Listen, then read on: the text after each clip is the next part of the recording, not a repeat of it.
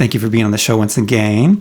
And we're talking about your friendship shopping list or wish list. And I was going to say this before the show, but I might as well say it right now. I had a little bit of pushback in terms of the shopping list being a little bit of objectifying people. Like you're shopping for people, but it's meant to be kind of playful language. And so anyway, I kind of changed this wish list for now. Do you think it's too objective? I mean, it's meant to be playful, but... I like the playfulness of it, and I think it makes sense with the way that we're approaching talking about kind of gamifying the friendship process. Wish list sounds nice too, though. Oh, okay. Yeah. So who knows? By the time some person looks at this in the book, it could be this way or that way. Yeah, we'll see. It'll be a surprise. Yeah, it'll be a surprise. The whole idea is to know in advance, to plan in advance, or to think about in advance who you're looking for in terms of your friend search or your friend finding process, right? So do you find as a counselor, thank you for being on the show once again. I appreciate that. Thank you. Yes, if I didn't say that already. So from your experience as a counselor, do you find that people are generally conscious and intentional about, what qualities they're looking for when it comes to the friend, let's call it the friend shopping process, right?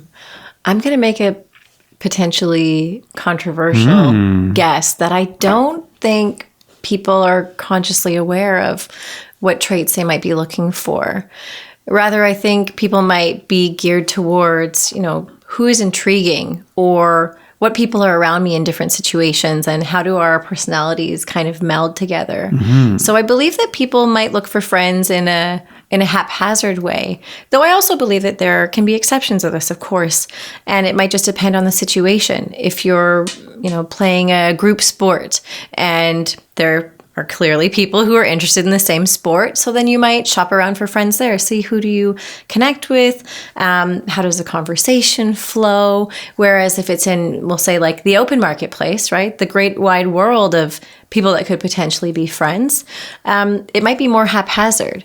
But for those who are actively searching for friends, whether it's through meetup groups or through other, common interest kind of groups, then that would be more kind of targeted. So it's a little bit all over the place. Yeah. But sometimes it's by feeling or in the moment, but not necessarily in advance. I think intuition might play a big part in it. Just who are you feeling that you're clicking with? How's the conversation flowing? Does this person seem like they want to talk, or does it seem like they want me to get out of here? Okay. Because there's that thing in the moment, but just even knowing like, I want a tennis partner or I want a whatever partner. Yeah. And then I guess that's clear to go to, a tennis club or whatever it is. But I guess I want a partner, or so I shouldn't say partner because it's friendship context, but I'm looking for somebody to have a deep conversation with. And then I guess you're assessing how you feel in a group, but you don't necessarily know in advance what it'd be like to be a one-on-one. So I guess it's hard. I don't know. Sometimes I think I overthink the whole friendship process. It's important to be conscious of the, every step along the way, especially if you are looking for friends of a certain variety, say, right? There's different types of people that make up our network. And this is going to sound kind of reductionistic, but what has been found among research and looking at how communities are built is that we have emotional supports, we have social supports, we have informational supports, we have people who provide tangible supports. And sometimes the friendship process is about looking for an emotional support. I've got all of these people who I can have great conversation with, but no one really goes deep, or it seems like we're going to, and then we don't, and I'm not sure how to make those connections with people I already have, or where can I find those scholars or those people who are, more philosophical and want to have these conversations. Yeah. I'm tempted to talk a little bit about the three circles of friends in terms of like, sorting, putting this person you may find, I could really use somebody in a clique or in a one-on-one or in the community circle. But again, is that way too, like people are not thinking about that so much in advance? I think it might be more haphazard, more seeing where do people end up fitting. And when I talk about these ideas of kind of different levels of friendship, intuitively, people are like, oh, yeah, I get that. This person's here and this person's clearly one-on-one and I've got tons of acquaintances, but I'm not sure that people conceptualize it that way in their own mind. And I think that that's helpful to look at. And in fact, it's something that I bring up a lot with my clients, because we might see, okay, you have a ton of people who can support you with conversation and you feel a sense of belonging. And then when you have some emotional stuff, you keep it to yourself, and it would be really helpful to share with more people, or to share with a best friend or someone who's really close. And so I think that it's something that's like maybe in the background, something just outside of conscious awareness. Sure. Yeah. Cool. So since we're talking about looking for friends, and I bring in more playful language, hopefully people find it playful, the friendship marketplace, because I think, there is competition. We only have so much free time during the week or the month or whatever it is. So there's competition. I mean, if you're in a small town, there's not too much competition, but in a big or medium or big city, right? So do you find that there is a lot of competition for people to find friends? Is it in the friendship marketplace, I guess? Yeah, I get a lot of feedback about this from my clients, especially those who are not from within Vancouver or the Lower Mainland. Maybe they came from out of province or up north or out of the country. And a lot of the feedback that I receive when it comes to making friendships is that people have a difficult time finding friends. And what I commonly hear is the reason being is that everyone already has their clique. They already have their friends from high school or their friends from college, and it seems difficult to to penetrate that inner circle. Or if it's not the inner circle, to use the language of the circles, the clique. And so that's something that I find people have a difficult time with, is how to compete, and part of it might be their own perception, with people who seem to be having, fun with their closed group. It's intimidating to think about approaching a group of people who seem to be having a great time and asking to join in the conversation as an adult. When we think about childhood, this is something that we do all the time, and we're not worried. We don't have reservations about, are they going to like me? Or how's my hair? Am I dressed okay? Those two seem really close. I don't want to talk to them because they've got their own thing going on.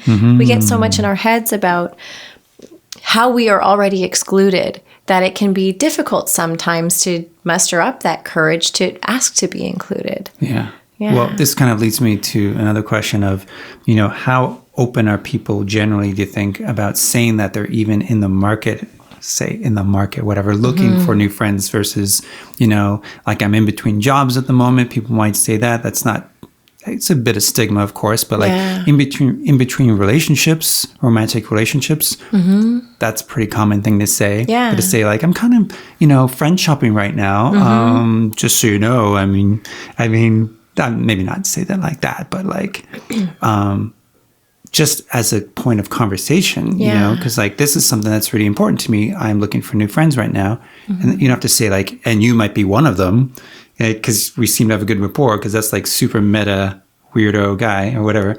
But do you think people would even say that? I don't know. I think it's really courageous, and it's really forthcoming. And people might feel hesitant to say that for fear that people might think it's desperate or it's too much or it's too needy, when in fact it's about someone stating their needs, which is a whole, there's stigmatization around, do we express our needs or not? To go back to the question about, are people talking about this? I do hear people talk about this in the counseling context, and typically it's around maybe someone's realized that their values have changed, that they're realizing that they don't connect with their friends on the same level that they used to. Maybe there's a difference in maturity, a difference in interests. Maybe there was the ending of a relationship, and now the fallout is friends are divided or friends are one-sided, and someone is realizing, okay, I'm in the market for some friends now. I don't have these connections who I used to have before. I'm not sure whether people talk about this openly with others when they're meeting new friends, however, because I think they might have their own stigma or worry that there might be a stigma around it. Yeah. But it's definitely something that happens. Yeah. I guess maybe with existing friends, maybe that's at least a little bit, you feel a little bit more safe, like a safer environment, I guess. Yeah, that could be something that comes up with friends, so long as someone isn't overthinking and wondering, are my friends going to be concerned that I'm looking for more friends? Think they're not good enough? We get in our heads about these things. Yeah. I think this is why Data was such a compelling character on Star Trek. Or even Sheldon in The Big Bang Theory, because they're so emotionally or they're so societally unaware of social, I guess, not conduct or whatever, that they would be so openly and saying, I'm currently looking for new friends. Would you like to have a conversation? Right? Because they're actually being honest. And it's funny because like we would never do that because it's so vulnerable. But we could be totally looking for new friends and not tell anybody. Yeah. And then there's people that go to meetup events. I just take a meetup as an example. And you have no idea who at your table is looking for friends and who completely is full up. Yeah. So you don't know if there's any available positions. Yeah. So sometimes I think, you're invested in the conversation, but then you want to exchange contact information later. And it's like, actually, it would make a good skit actually for the show.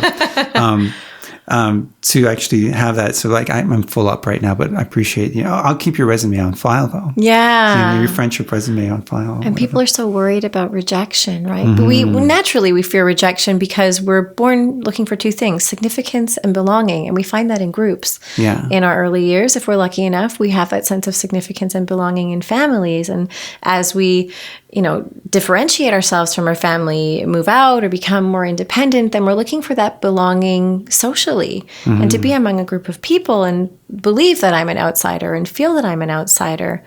What if I want to talk to someone and they turn me down or they're not interested or we don't connect? So how can somebody emotionally prepare themselves when they're going out into the world and they're meeting new people and they have no idea if these people are actually available to be a potential friend or not? Yeah. Like how do you emotionally or physically prepare yourself for the friend shopping process? I think that a great starting place is to have some degree of self-esteem. And that can come from knowing what are my values, what are my likes, what are my strengths and qualities. And it doesn't have to be that you've done some serious soul searching and you have this inventory. And with that being said, that can still be helpful, right? It's all in the aid of self-development and increasing self-awareness. And this piece about self-esteem is that that's going to be a buffer that helps you to not take it personally if someone doesn't connect with you. If someone doesn't connect with you, if the conversation doesn't flow well, some people might personalize that and think that, well, there's something wrong with me, that this isn't working, when in reality it could be about whatever's going on in the other person's life or the circumstances of the situation. Yeah. And so self-esteem will be a nice buffer to that. Yeah. And in terms of physically, I'd be hesitant to say that, there's a certain way that you want to dress. I think what would be a good rule of thumb is what is authentic for you, right? Yeah. I was thinking about, when we go to a job interview, we make sure we're well groomed, that our hygiene is taken care of, that we look presentable. You don't need to wear a fancy blouse or work slacks to go and meet friends, but what do you feel most confident and comfortable in, right? What feels like the most authentic representation of yourself that you want the world to see and potential friends to see? This is going to be the best representation of who you are as a person when you feel your best, so that other people are really getting a snapshot of, okay, this is what this person is like. Yeah, I like that. Sort of like the old thing of being yourself, but that can be very vague for a lot of people. Just be yourself. I've heard that since I was young. I'm still trying to figure out who I am. Thank you very much.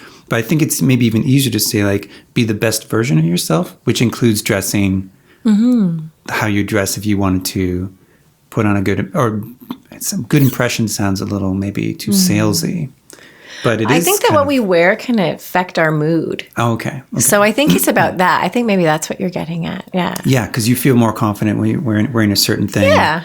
Yeah, not like something that's ironed too. Yeah. So I'm not sure. Can't see that. Yeah.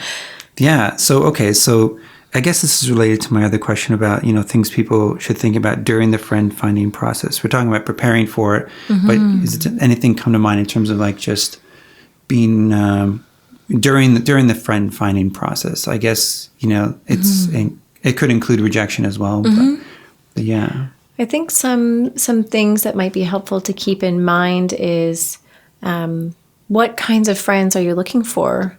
we've talked about, are you looking for someone that you can play tennis with? Are you looking for someone who is interested in having board game nights? Are you looking for someone to join your video game clan so you guys can have a LAN party at your place? Knowing what it is that you're looking for or having some idea can be a helpful way to, to point your compass. That might give you some ideas about where to look. The kinds of friends that you're looking for, are you going to find them hanging out at the beach? Are they going to be at the bar? Are they going to be in the park throwing a frisbee? Are they going to be at the arcade? I think that can help to provide a sense of direction and maybe a bit of strategy too. Yeah. Not that there's necessarily much you can prepare in terms of strategy, because 50% of it is the other person and their reaction. Yeah. But thinking about these kinds of things can be helpful. Do you want a one-on-one friend? What's going to be the best way to foster meeting someone that you can have a deep relationship with? Yeah. Does it start in a group and then they become more inner circle? Are you looking to meet someone and have a friendship that goes kind of intense from the beginning?